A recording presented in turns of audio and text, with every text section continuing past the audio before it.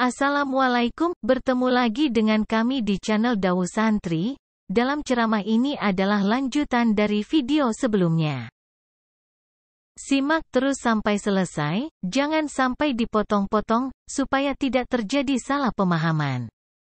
Jangan lupa dukung channel ini dengan cara subscribe, like, komen dan share. Selamat menyaksikan.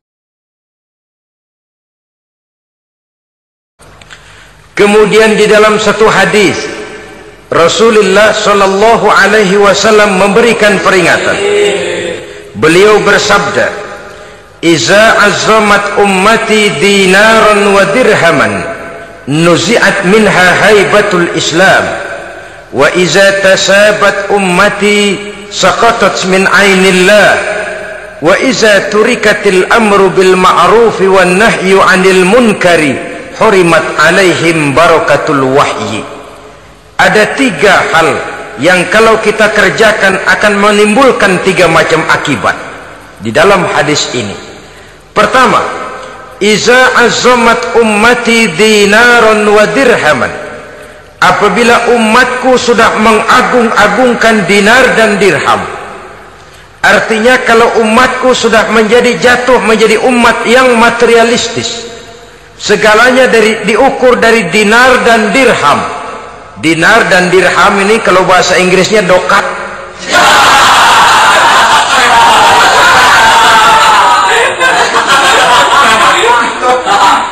Segalanya diukur dari segi dinar dan dirham saja. Nuzi'at minha haibatul Islam, akan dicabutlah kehebatan Islam dari mereka. Memang ada kalanya kita berkata bahwa tanpa uang kita tidak bisa berbuat apa-apa. Tapi kalau itu dijadikan landasan dari segala sesuatu, itu yang dijadikan ukuran, itu yang dijadikan tujuan, kita hakikatnya sudah gagal sebelum melangkah. Apapun saja profesi kita, apabila sudah menjadi pendewa dinar dan dirham, akan hilanglah kehebatan Islam, akan dicabut kehebatan Islam itu. Umat Islam bisa dibeli, ulama bisa dikontrak, kiai bisa dicarter.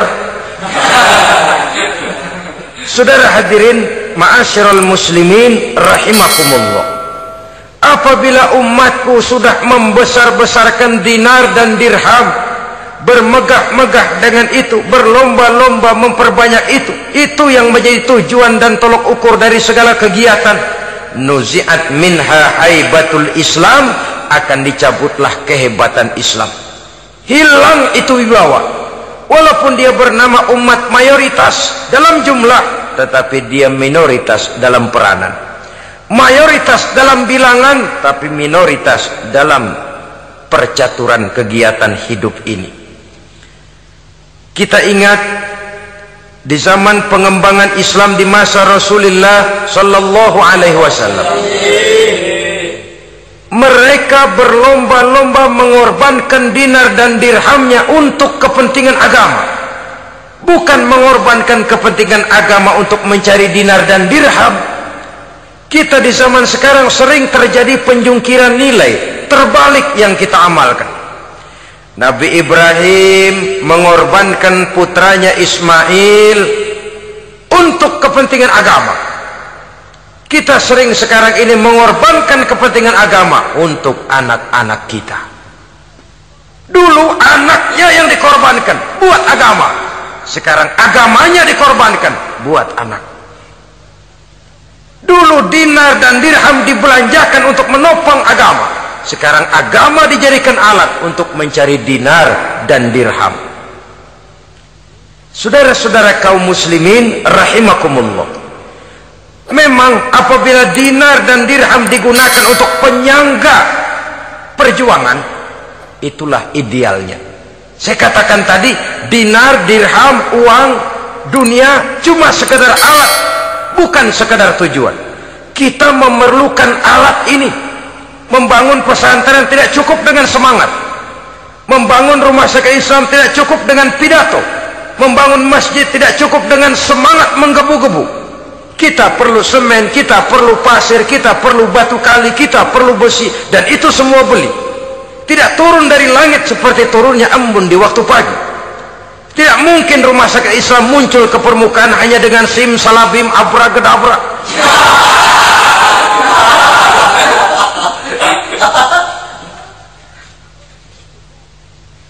Oleh sebab itu, saya bersyukur kecenderungan belakangan ini pengajian-pengajian akbar di berbagai tempat tidak hanya sebagai ajang untuk menanamkan akidah, membina ukhuwah, tapi juga menjadi sarana di mana kita mengumpulkan dana, menghimpun potensi umat, menginventarisir potensi untuk kepentingan pengembangan daripada agama. Meskipun ada satu dua orang yang salah paham tentang ini, sampai kemudian saya mendapat satu merek yang cukup tidak enak untuk didengar, mengkomersilkan pengajian katanya, karena memang ada pengajian yang menggunakan sistem karcis, sebenarnya juga tidak etis. Undangan berikut infak yang seluruh hasilnya digunakan buat kepentingan agama, apakah itu rumah sakit, apakah itu madrasah, apakah itu masjid, dan 1 sen pun saya tidak menuntut bagian dari itu. Saya malah berprinsip sepanjang saya masih laku untuk dijual dan itu memang buat kepentingan agama, persilahkan jual saja, asal buat masjid, pesantren, madrasah, rumah sakit Islam, kegiatan syiar dan dakwah, silakan. Tapi kalau sudah dijual buat kepentingan pribadi, memperkaya diri sendiri, tentunya dunia akhirat sulit untuk ridho kepada tingkah laku yang semacam itu. Kita memerlukan dana, umat di daerah membangun memerlukan dana, dan dana itu tidak hanya datang begitu saja. Kita bersyukur bahwa untuk menghadiri pengajian sekarang ini orang mau mengeluarkan uang, mau memberikan infak dengan ikhlas, tidak dengan keterpaksaan. Kenapa tidak? Sehingga ini lalu diinventarisir untuk kepentingan pembangunan agama. Ratusan juta rupiah terkumpul dari pengajian-pengajian rutin ini, pengajian-pengajian akbar ini. Puluhan masjid terbantu, rumah sakit Islam terbantu, musola selesai. Ya walaupun tidak lalu semuanya beres, tapi gemaknya itu sudah cukup menyentuh untuk menyadarkan orang bahwa harta baru kekal kalau dia sudah dibelanjakan di jalan Allah. Nah, yang celaka kalau dinar dan dirham itu yang dijadikan tujuan. Mengadakan pengajian semata-mata untuk cari uang, uangnya buat kantongnya dewe. Itu yang membuat dicabutnya kehebatan Islam itu. Segalanya diukur dari sudut itu. Sehingga ketika seseorang datang bertanya tentang hal-hal yang berkaitan dengan ini, maka hal semacam ini sesungguhnya satu nikmat yang perlu kita syukuri sepanjang menginventarisir potensi umat benar-benar digunakan buat kepentingan daripada agama kita. Jadi peringatan tegas dari Nabi ini, iza azzamat ummati dinaron wa dirhaman nuzi'at minha haibatul Islam. Apabila umatku sudah mengagung-agungkan dinar dan dirham, maka akan dicabutlah kehebatan Islam dari tengah-tengah mereka. Remeh saja orang memandang kita, enteng saja orang memandang kita. Satu. Yang kedua, peringatan Nabi, wa iza tasabat ummati saqatat min ainillah. Apabila umatku sudah saling mencaci maki, apabila umatku sudah saling berbantah-bantahan, saqatat min ainillah, jatuhlah mereka dalam pandangan Allah. Kalau sesama umat ini sudah saling menjelekkan, apakah yang menjelekkan itu lebih bagus dari yang dijelekkan di hadapan Allah? Dua-duanya sama rendahnya. Pribadi saya mungkin puas kalau saya bisa menghantam saudara di depan umum, menjelek-jelekkan nama saudara. Tapi lebih baikkah saya dalam pandangan Allah? Sama rendahnya dengan orang yang saya jelekkan. Itu pun kalau yang dijelekan benar-benar jelek. Kalau cuma sekedar fitnah, wah lebih celaka lagi nasib si orang itu tadi. Ini artinya menyadarkan kita bahwa umat ini sudah diikat dengan akidah. Beraneka ragam kita, tapi harus ada kebersamaan. kita, tapi harus satu, sebagai satu ummatan wahidah, satu umat yang satu. Oleh sebab itu, persamaannya lah yang harus kita angkat ke permukaan, bukan perbedaannya yang kita perbesar. Sudah datang waktunya umat Islam bangun dari tidurnya, jangan lagi dibuai oleh irama mayoritas. Sudah lewat masanya kita bertengkar karena persoalan-persoalan kecil yang tidak prinsip. Sudah datang waktunya umat Islam bersatu, menyusun saf yang lebih lurus, oleh karena ia dihadapkan kepada tantangan-tantangan yang tidak semakin ringan. Kalau kita bertengkar dengan kita, kalau kita saling mencaci sesama kita, bukankah Yahudi tepuk tangan? Bukankah Nasrani menari-nari? Bukankah pihak ketiga akan menangguk di air keruh? Dan kerugian akan terpulang kepada kita semua. Tapi inilah realita, bahwa yang kita hadapi ini sesungguhnya musuh kita di luar kita, bukan di dalam kita. Apakah itu kemiskinan, kebodohan, maksiat, munkarat, ketidakadilan, kezaliman, kesewenang-wenangan, dan lain sebagainya. Yang musuh jadikan musuh, yang teman mari kita rangkul. Jangan terbalik, teman dimusuhi, musuh malah dirangkul. Maka berpesta poralah musuh-musuh Islam ini. Saudara-saudara kaum muslimin rahimakumullah, Nabi memperingatkan dengan tegas, wa iza tasabat ummati saqatat min ainillah. Jikalau umatku sudah saling mencaci maki, sudah saling berbantah-bantahan, jatuhlah mereka dalam pandangan Allah. Satu ayat menjelaskan, jangan sebagian kamu meremehkan, yaskhar, mengecilkan, menganggap enteng orang lain. Boleh jadi yang dihina, diremehkan, dianggap enteng itu nilainya lebih bagus daripada yang menganggap enteng. Hakikat segala sesuatu itu cuma kembali kepada Allah. Di sanalah penilaian finalnya. Manusia hanya melihat yang zahir. Makin banyak harapan hidup ini kita gantungkan kepada manusia, makin banyak kita harus bersiap untuk kecewa. Saudara-saudara kaum muslimin rahimakumullah. Kemudian yang ketiga peringatan dari baginda Nabi, wa iza turikatil amru bil ma'rufi wan nahyu 'anil munkari hurimat 'alaihim barakatul wahyi. Apabila amar ma'ruf dan nahi munkar telah ditinggalkan, maka akan hilanglah keberkahan wahyu, akan hilanglah keberkahan Quran, akan sirnalah keberkahan agama. Amar ma'ruf dan nahi munkar ditinggalkan, artinya di tengah masyarakat sudah tidak ada lagi yang menyerukan ini baik, ini tidak baik, ini halal, itu haram. Mari kita sholat, mari makmurkan taklim, santuni yatim piatu, makmurkan masjid. Seruan ke arah itu tidak lagi terdengar. Sementara tinggalkan judi, tinggalkan minuman keras, jauhi zina, seruan semacam itu pun tidak lagi terdengar. Maka hilanglah keberkahan wahyu itu. Karena amar ma'ruf dan nahi munkar merupakan bagian daripada ajaran agama kita. Menjadi sponsor dari segala macam kebajikan dan menjadi penghalang daripada segala macam kemunkaran sesuai dengan batas kemampuan yang kita miliki masing-masing. Nah, saya kembali kepada persoalan pokok di awal pembicaraan tadi. Bagaimana jalan keluarnya? Jalan keluarnya tidak lain adalah upaya. Bagaimana kegiatan yang sifatnya fisik material ini diimbangi dengan kegiatan yang bersifat mental spiritual. Upaya menghidupkan majelis-majelis taklim, upaya memakmurkan masjid-masjid sebagai laboratorium rohani untuk mewujudkan keseimbangan dalam pola pikir yang akan berlanjut dalam gerak hidup yang kemudian akan tertuang dalam segala perbuatan manusia. Apabila sudah terwujud kepincangan dalam pola pikir, akan pincanglah caranya bertindak dan berbuat, akan pincanglah pandangan hidupnya, akan pincanglah orientasinya di dalam kehidupan ini.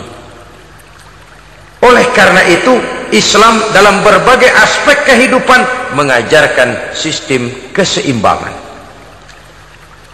Mencari harta boleh, tapi tidak boleh keluar dalam kerangka fastabiqul khairat. Berlomba-lomba silahkan, tapi untuk kebaikan, bukan untuk bermegah-megah, bukan untuk menumbuhkan gengsi, bukan untuk meninggikan prestise dan harga diri, tapi fastabiqul khairat, berlomba-lomba di dalam mengejar kebajikan, di dalam menyebarkan kebaikan. Bukan sekedar berlomba-lomba, tapi tolong menolong, bantu membantu. Ta'awanu 'alal birri wat taqwa wa la ta'awanu 'alal ismi wal udwan. Bertolong-tolonganlah kamu di dalam kebaikan dan takwa, jangan bertolong-tolongan di dalam perbuatan dosa dan permusuhan. Kerjasama di dalam kebaikan, kerjasama di dalam ketakwaan. Ada satu contoh yang menarik bahwa umat Islam di dalam ia menjalin kebersamaan itu harus seperti orang main sepak bola. Saudara lihat, orang main sepak bola, kalau pertandingan belum dimulai, silahkan kumpul di luar lapangan, atur strategi yang baik. Tapi kalau pertandingan sudah dimulai, turun ke lapangan hijau, jangan kumpul terus. Masa ada sepak bola gotong royong, groyok ke sana, groyok ke sini, ya kalah terus. Harus ada yang jadi penyerang tengah, kan begitu toh sepak bola. Harus ada yang jadi kiri luar, kanan dalam, striker, back, penjaga gawang. Yang penting kerjasama, teamwork, lalu mampu menciptakan operan-operan. Yang jadi back jangan ngiri sama yang jadi penyerang tengah. Jangan hasut, sebab bagaimanapun juga andai kata si penyerang tengah berhasil menjaringkan bola ke gawang lawan, kan kemenangan bukan kemenangan satu orang, kemenangan satu kesebelasan, kemenangan satu tim. Ini yang sering terjadi, back ngiri sama penjaga gawang,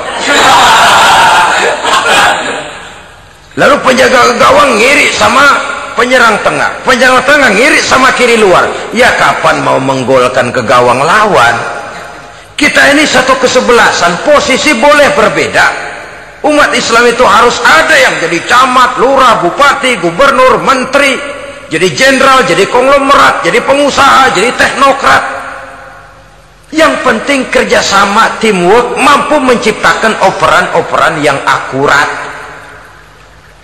Diego Armando Maradona, enggak pakai dia, enggak. Itu katanya maha bintang, gagah, hebat, bintang lapangan hijau.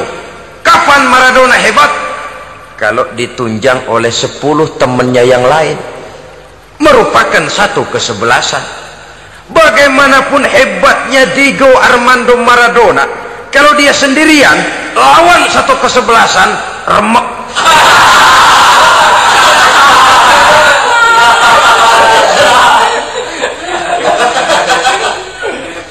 Dia hebat, dia jenius, dia maha bintang karena dapat operan dari teman-temannya. Bukan jegalan, operan. Jadi oleh sebab itu bagaimana kita menciptakan operan-operan akurat yang akan melahirkan kebersamaan di tengah-tengah umat. Artinya satu contoh saja, misalnya seorang pengusaha besar, oleh karena kesibukannya di dunia bisnis, tidak perlu jadi ketua pembangunan musola. Tapi kalau ada musola belum selesai, operan. Operannya itu yang penting. Apa yang dioper itu? Semen, apa batu kali, apa besi? Yang penting operan. Operannya akurat. Kadang-kadang ada terjadi juga frustasi ngelihat lawan kesebelasannya terlalu kuat, ngoper ke gawang sendiri, jebol. Kan sering terjadi begitu. Muslim didukung oleh umat Islam, ketika punya posisi menguntungkan malah mempersulit Islam. Ini kan ngoper ke gawang sendiri, bunuh diri namanya. Boro-boro jebolin gawang lawan, asal jangan bunuh diri juga lumayan. Jadi kalau saja kita mampu menciptakan kebersamaan seperti ini, baju boleh berbeda. Seorang muslim boleh dibungkus baju abri, boleh dibungkus baju dokter, boleh dibungkus baju teknokrat, boleh dibungkus baju konglomerat, sekedar baju.